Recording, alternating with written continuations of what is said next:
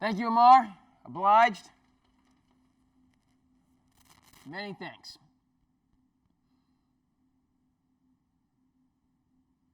Welcome to Sand City Sports. I am your host, the Cape Cod Kid, artist formerly known as Andre King, and we are back again to bring you all the sports and current events news stories that you need to know. Folks, we had a heavyweight fight last weekend that lived up to the billing. Of course, I'm talking about Wilder and Fury 2, a fight that received over 2 million pay-per-view buys, 17, I believe it was ticket sales. We'll get the number. I was going to say 17 million. That's obviously not correct. But point of fact is, and we'll get the statistics for you on the screen in terms of the amount of ticket sales. But it was the biggest fight in the history of Las Vegas, and that's not bad. It's not bad at all. Of course, Tyson Fury shocked the world, stopping Deontay Wilder in the 7th round. And look, very few people, commentators, friends of mine, people in any form of sports media were picking Tyson Fury, frankly, going into this fight.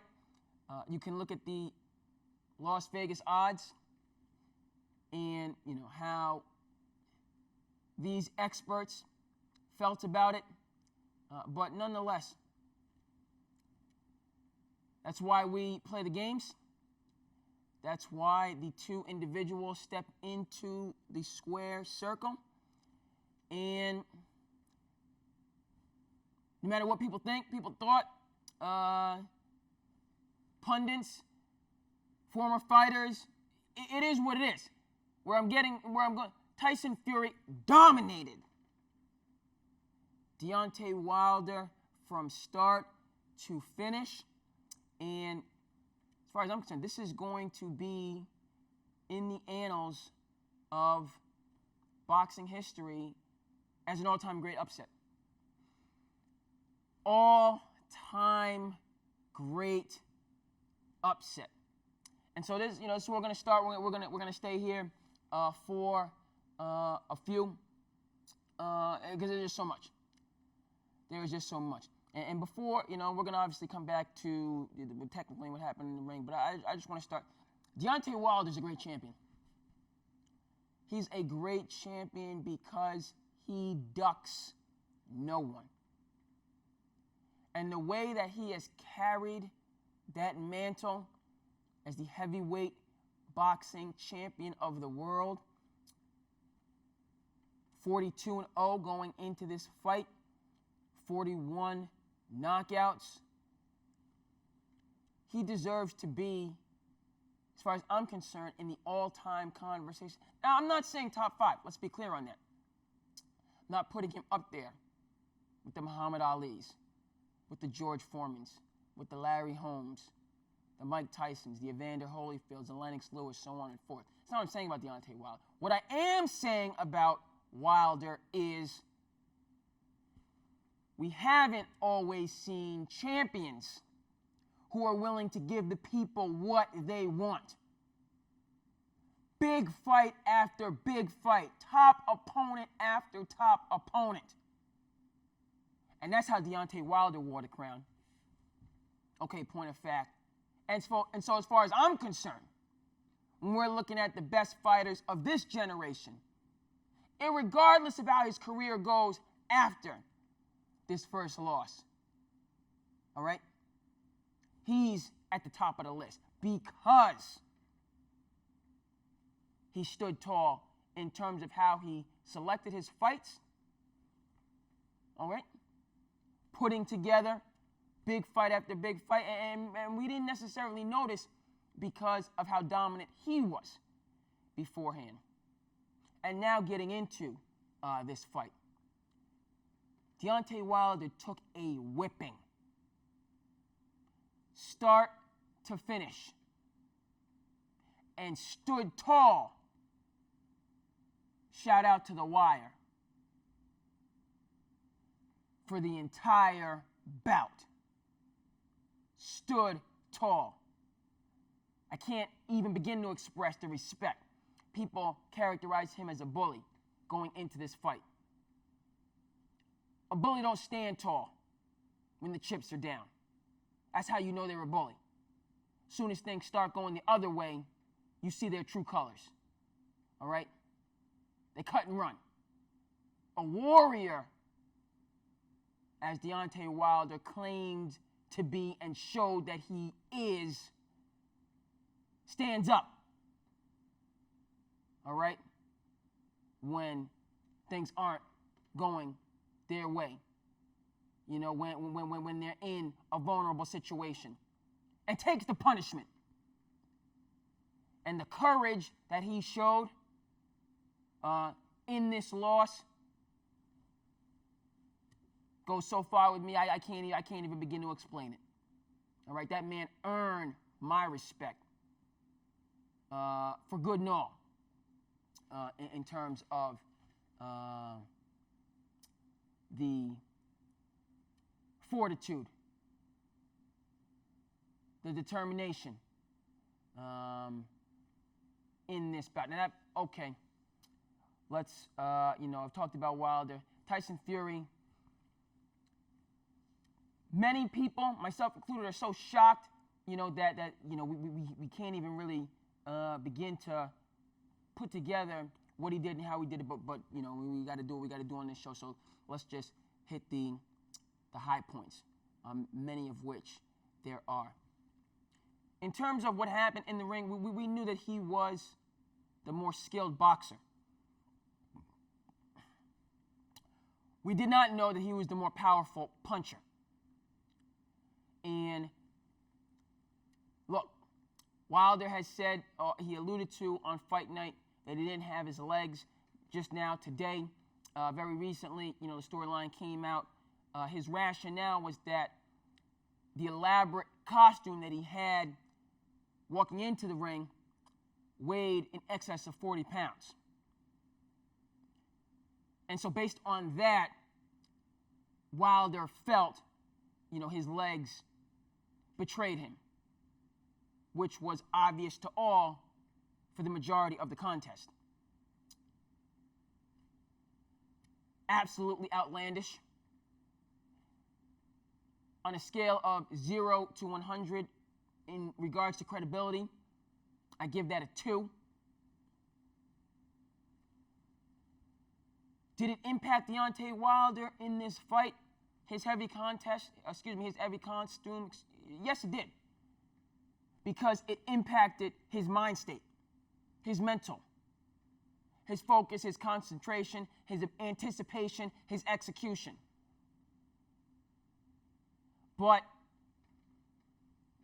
was that the heavy costume, the overriding factor in terms of why Tyson Fury won every single round and absolutely dominated a great champion? No. It was not. All right, and so, again, let me just clarify on Wilder. Today he has said that he is going to, in the contract for both fighters, that there was a rematch clause, for the third fight in the trilogy. He's going to exercise that. This is what Wilder is saying today. The third fight tentatively scheduled for July. Wilder will be taking a step back, going to Africa, getting away for some time, and then he's going to come back, and Fury already said, he's more than happy, all right, to seal the deal with the third fight in the trilogy, i.e. Ali Frazier, okay, and so we're looking at some time in July. I'm going to touch on, we're gonna give credit where credit is due. So a lot needs to be said about Fury. We only have a certain amount of time, and I have to watch that and be mindful of that. In terms of Wilder, his camp stopping the fight. There was dissension in the ranks with his camp. the head trainer, basically the head coach in Wilder's camp, did not throw the towel. It was the assistant. These names we're going to have for you on the screen that threw the towel. And Wilder himself, after the fight was stopped, goes over to the trainer and asks why he did that. This speaks to the disorganization writ large, from top to bottom, in Camp Wilder, which, as far as I'm concerned, gives you clear evidence in terms of why this fight was so one-sided. Wilder making or alluding to a costume in terms of justification for the result. I can understand, if it played a factor in his mind, then it was a factor. All right? But objectively speaking, it's not a notable factor as far as many people are concerned, myself at the front of the line. The issues in his corner, head coach, assistant coach, not on the same page. For me, this is extremely revealing in terms of why if it's a major battle, if it's an all-time fight, and in one camp, Fury, you have continuity, and in the other camp, Wilder, all kinds of disunity, who are you picking now? That said, I believe his corner made the correct decision in terms of stopping the fight because this was not a situation in which Deontay Wilder got into trouble in the 5th, 6th, and ultimately 7th round. This was a situation where Deontay Wilder never got started in any round. Okay? And so if you've seen 7 rounds, I'm not sure if this fight was going to go 12 to 15. We'll get that for you. But if it's been 7 rounds all one way, and your fighter is taking an absolute beating, look, folks, the credit is for those people in the arena. It's for the people in the arena, not the critic who counts, or the man who points out where the strong man stumbles. Folks like myself, and a lot of people much more qualified than me, we're not the ones who count. The men in the arena, okay, count the most, deserve the most credit. And Deontay Wilder in that arena was going to get hurt if it kept going. I understand, you're a warrior. If you're a soldier, you believe in the cause. You're willing, all right, to give that last measure of that full last measure of devotion. Okay?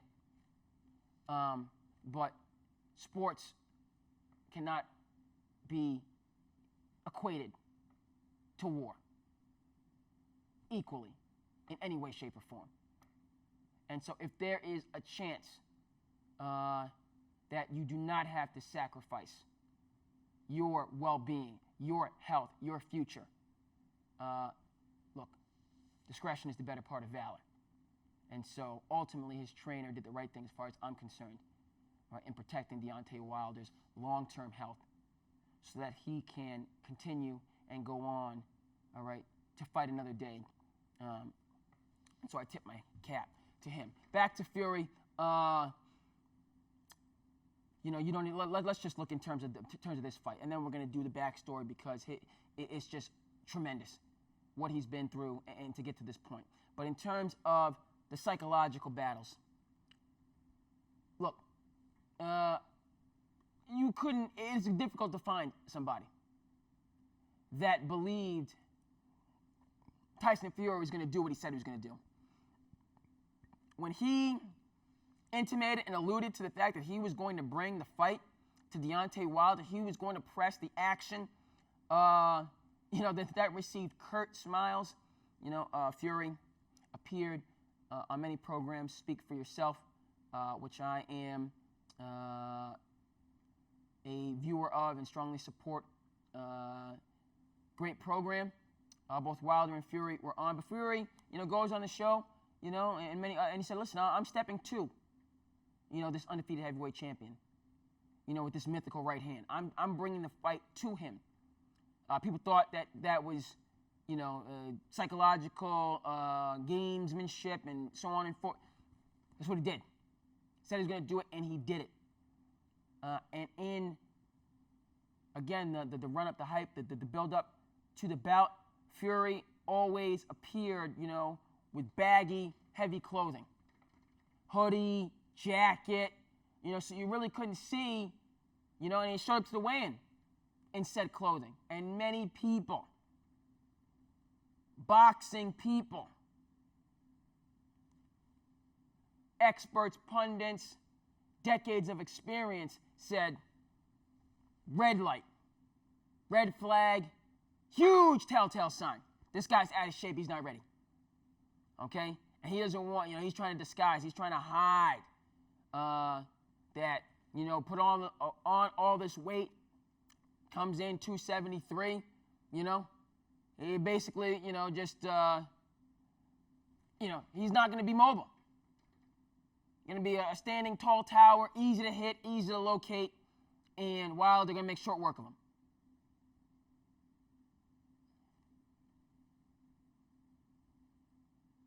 Short work. Yeah.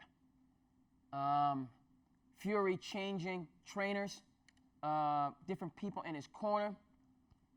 Information is going to be there for you. But what we see now in terms of, his new camp, this is their MO. This is who they are. This is how they train. And they executed this game plan and fight to perfection. It's just overwhelming. And then, again, I believe that Tyson Fury is not going to be a one-hit wonder. Many moons ago, when I was a young warthog, Buster Douglas shocked the world in KOing Mike Tyson. And he also was somebody that was coming from difficulty in his personal life. All right, he lost his mother. Mother passed away in the run-up to the fight.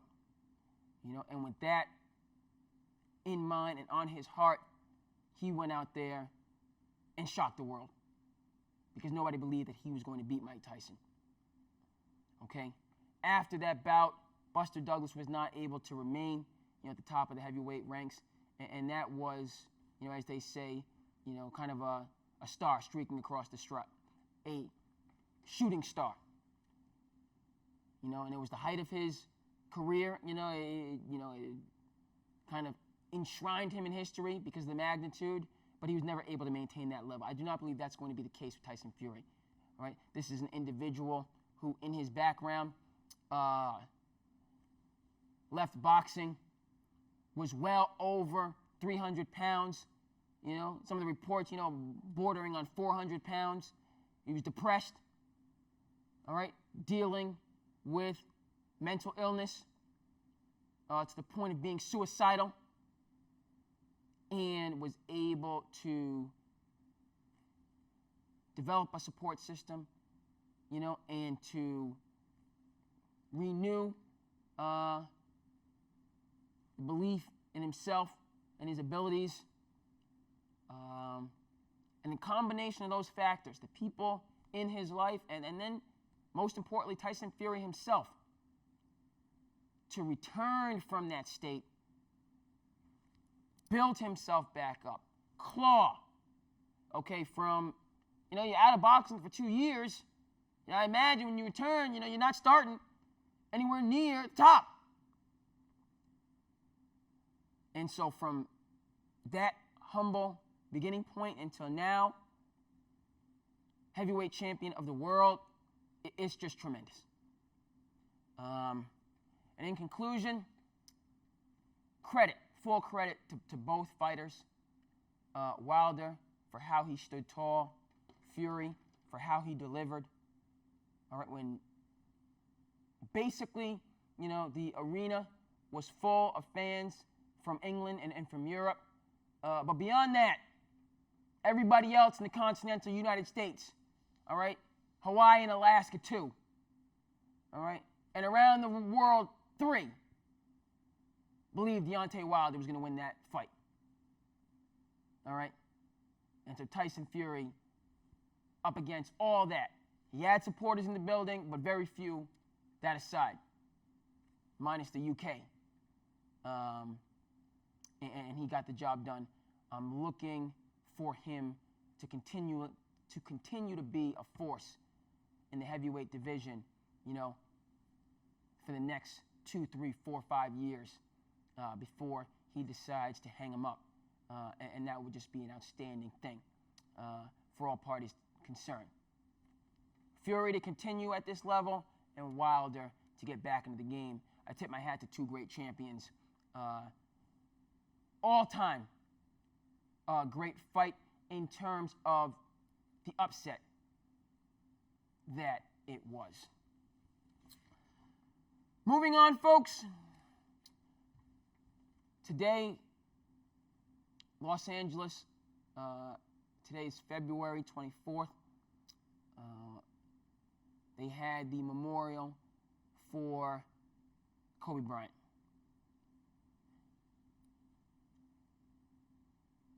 In terms of what Vanessa Bryant did, having this ceremony, allowing people to pay their respects to Kobe, her speech in and of itself, honoring her daughter, honoring her husband.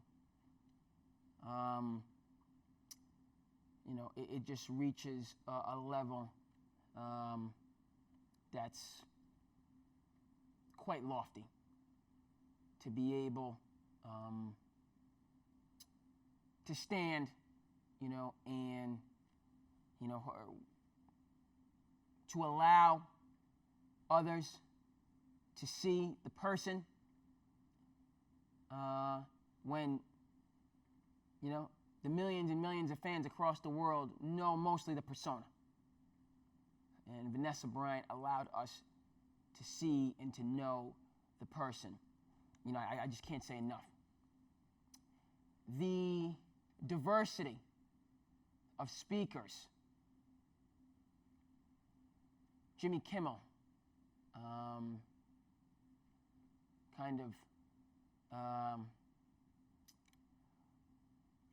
orchestrating the ceremony. Presiding is the better word. But after Vanessa Bryant spoke, Diana Taurasi spoke. Nickname is the White Mamba. Sabrina, cannot pronounce her last name, we'll get that on the screen for you, spoke. Gino Auriemma spoke, and then people like Rob Pelinka, agent for Kobe, dear friend, Shaquille O'Neal, Michael Jordan.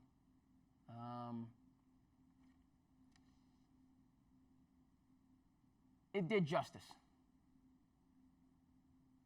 to great athlete,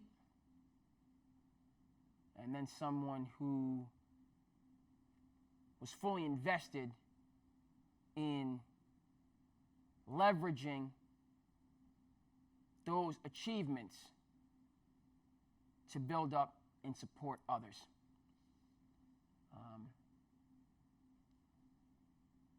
It did Kobe justice. And nothing but respect and admiration and support for Kobe's family that put it all together.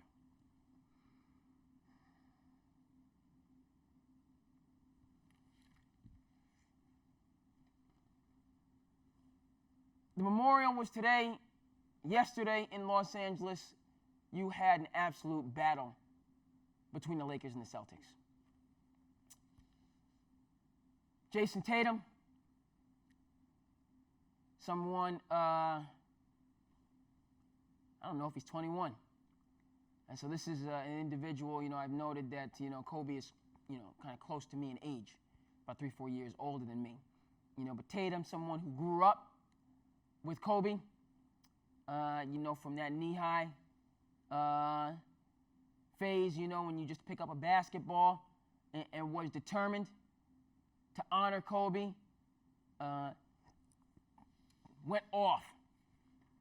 And really, we know here in Titletown, what this team, the Celtics, are doing, and particularly, their young studs, Jason Tatum and Jaylen Brown, these young Lions, what they're doing, but the league got a chance to see what we've known has been going on, and it was just tremendous. Absolutely tremendous. And along with that, a young Lion doesn't take over, doesn't have supremacy. Word eludes me. I'm thinking about the Lion King, in terms of the land, the valley. It's not the term, that I'm looking for. But that Simba, who is Tatum, who is kind of growing up into himself, he's not Mufasa. He's not Mufasa yet. And what LeBron James showed yesterday,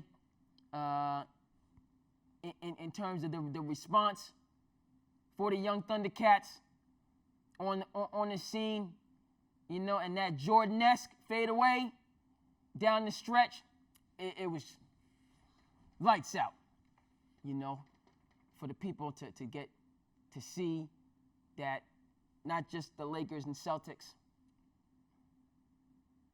the tradition, the rivalry, but LeBron and Tatum taking up the mantle for those respective franchises. Can't ask for more.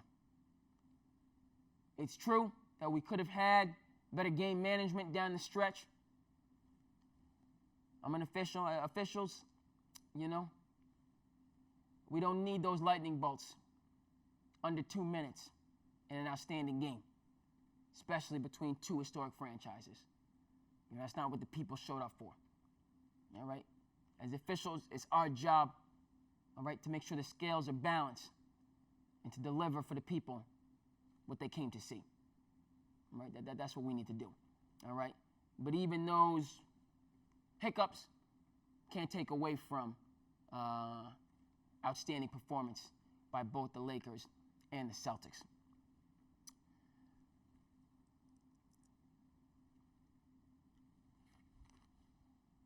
Football, folks, we loving the fact that we have football in the spring and what the XFL is doing and bringing to the table. So so we have the XFL. The games are exciting. We're learning the players and the personalities and the action. Believe that it would be successful based on the success of previous leagues, the USFL in the 80s, the AFL in the 60s and 70s. And as far as I'm concerned, the XFL is delivering, and it's going to continue to deliver.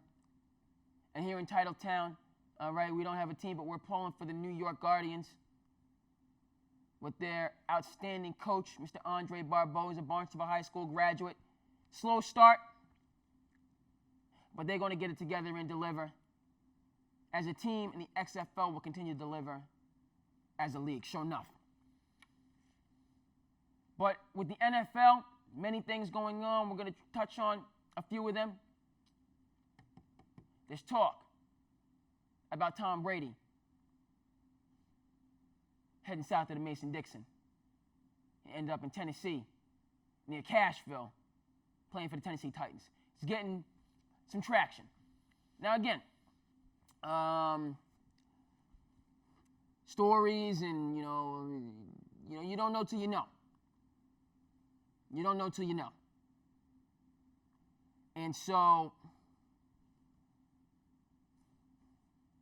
this Brady saga, we'll know when Brady makes his decision. Like LeBron and his decision, when he was in Cleveland to go to LA. I think that's what Brady is, that's how this is going to be decided. When he breaks the story on his own Twitter or Instagram account or Facebook or whatever, that's when we'll fully know. But you're hearing, now it's Tennessee. Last week it was the Raiders. Before that it was the Cowboys. And I love it for Tom in terms of controlling the narrative and building his brand. But point of fact, as I've said before, as far as I'm concerned, Bill is the more valuable of the pieces going forward. That's my take. Bill Belichick and what he brings to the table usurps Tom Brady at 43 as a quarterback. And so should Tom want to take his talents to Tennessee? All right. But as far as I'm concerned, what Bill can cook up here in New England is going to supersede wherever Tom goes.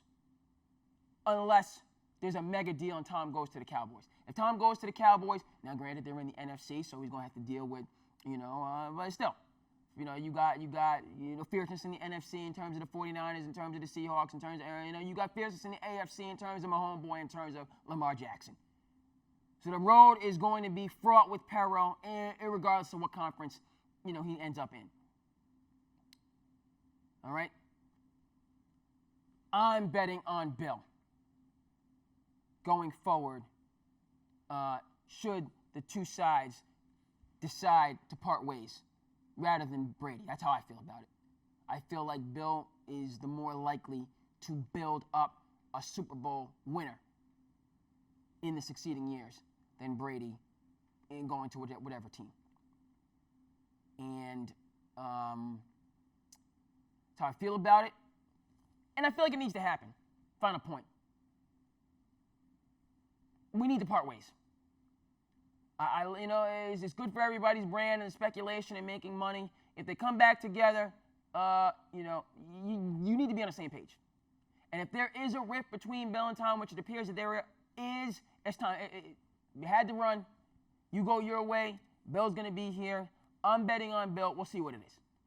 If I'm wrong, I'll admit I'm wrong. But that's how, I'm taking Bill. I'm taking Bill. NFL contract discussions and negotiations, I respect the players in terms of this original deal looked good,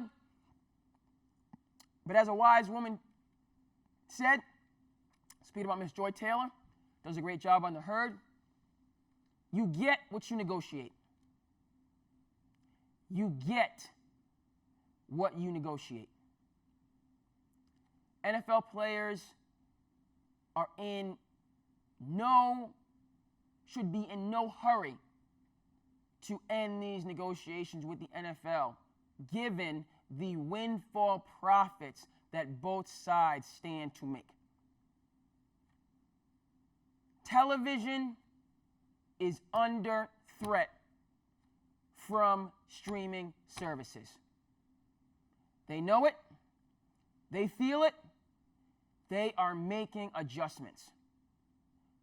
One of the only surefire hits programs to deliver viewership is live sports. And the NFL is at the top of the sports pyramid, food chain, on and on and on. And so this league has real leverage with the cable companies and streaming services for that matter. in terms of negotiating contracts that are decidedly favorable to their organization, owners and players alike. And so with that in mind, if you're the players, this is the opportunity to go big or go home. Wise men have said. Get health benefits until you're 65 and Medicaid and Medicare kick in. More guarantees in contracts. Continual focus on player safety. This is the time. It's a unique and fortunate opportunity for all parties involved to make the NFL game safer, more engaging, more profitable. I think that's what both sides will end up doing. It does need to happen immediately. Houston Astros in hot water. I want to be clear. I'm not in favor of this culture of vigilante justice in any sport. It's not good for anybody. MMA, UFC, boxing, they're great sports. They're not the Coliseum.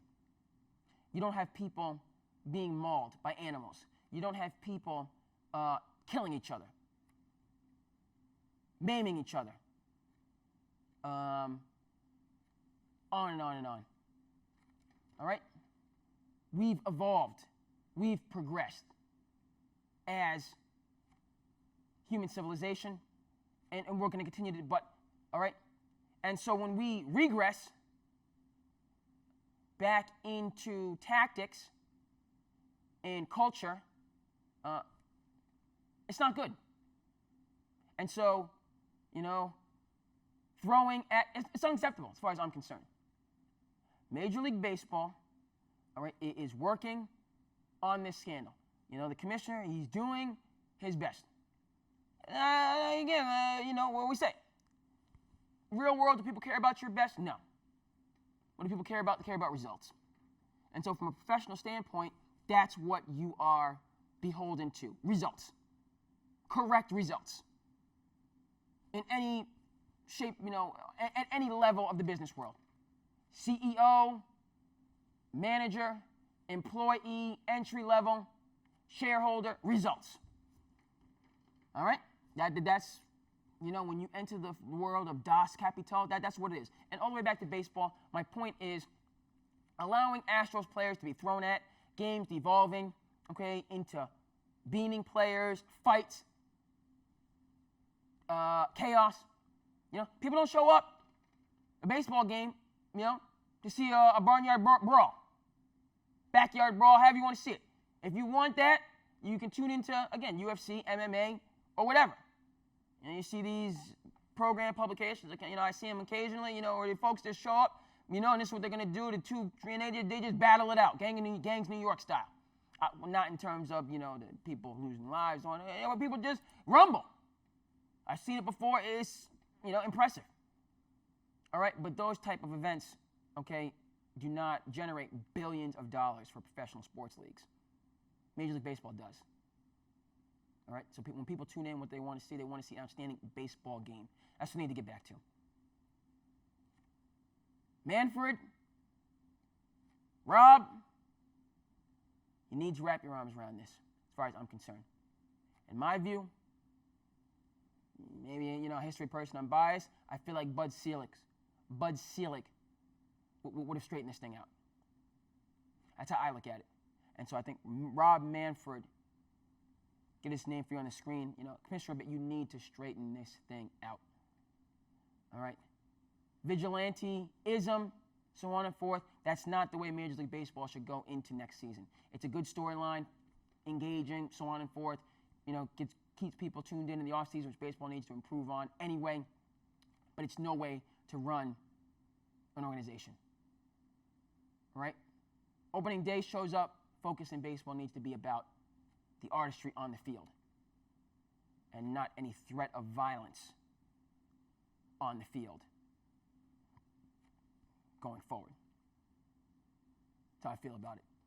Folks, that's going to do it. Go ahead and comment, like, and subscribe as you feel the need. I am your host, the Cape Cod Kid, artist formerly known as Andre King. We want to thank you from the bottom of our hearts for tuning in to Sand City Sports, and we will see you here back again the next time.